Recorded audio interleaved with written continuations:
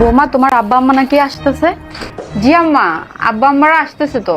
শুনো মা, স্বামী স্ত্রীর ভিতরে অনেক রকম ঝগড়া হয়, তার মানে এই না যে তুমি তোমার আব্বা আম্মাকে জানাবা, তোমার আব্বা আম্মা এখানে আসে বিচার বসবে, তোমার স্বামীর আর আমাদের মান সম্মানটাও যাবে।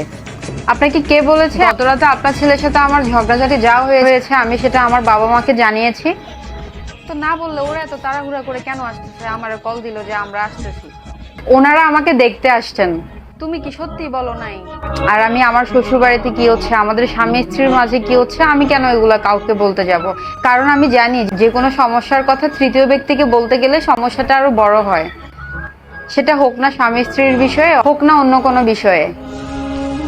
এই না হলো আমার বউ জানে কিভাবে সংসারটা টিকিয়ে রাখতে হয়, যেন ঘরের কথা বাইরে না যায়। আর আমি আম্মা শিখে নিয়েছি যে কিভাবে স্বামী স্ত্রীর সম্পর্ক টিকিয়ে রাখতে হয়, আর শ্বশুর বাড়িতে কিভাবে নিজেকে মানিয়ে চলতে হয়। প্রত্যেকটা ঘরে তোমার মতো বউ হওয়া উচিত। সংসারে যতই কিছু হোক না কেন, স্বামীর সাথে যতই কিছু হোক না কেন, ঘরের কথা কখনো বাহিরে যাবে না।